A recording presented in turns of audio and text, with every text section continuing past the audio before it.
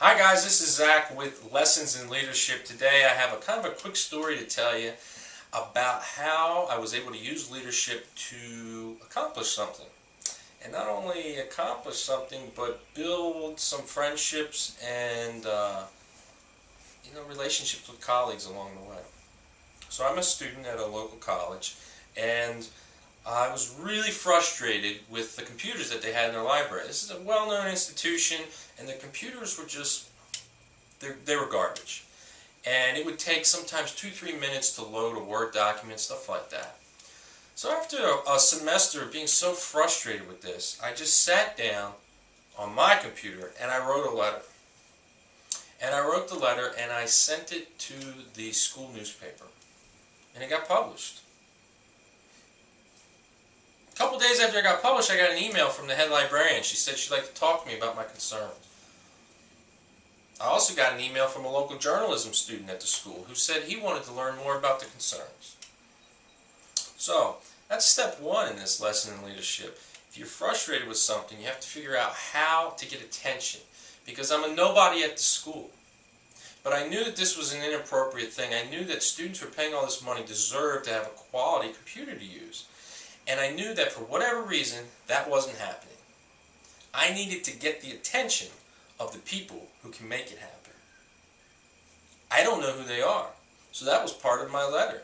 My letter started out by saying, does anyone else want to take these computers outside and beat them with a baseball bat? That's a little bit shocking. It gets people's attention. And then I tone it down. I go, I'm just frustrated.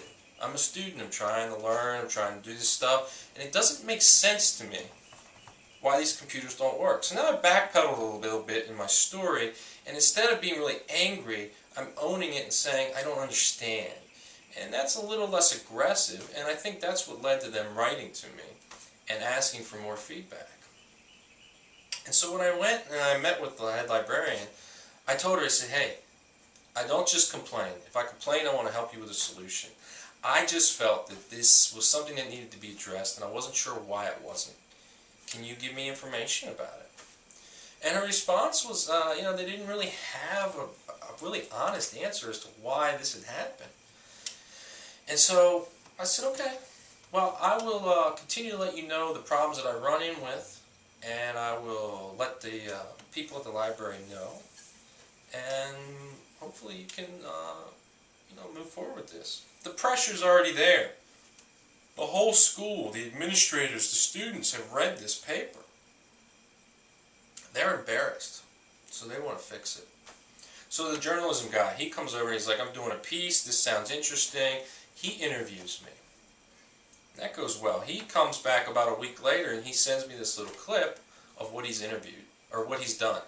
And it was brilliant. He went further into learning about the library budget, who was in control of it.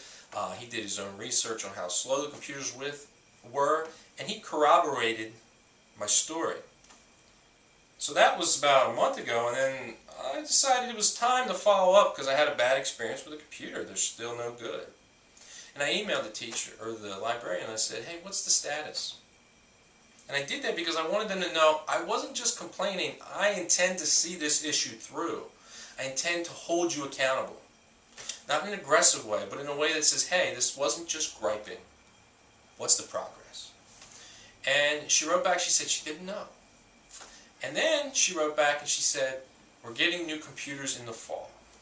So that's the lesson in leadership. There was a problem, didn't know how to solve it, I didn't know who to talk to solve it, and I knew that it was being pushed through the cracks and no one was really concerned. So I had to think, how do I have all those things come together for me? And the answer was writing the paper.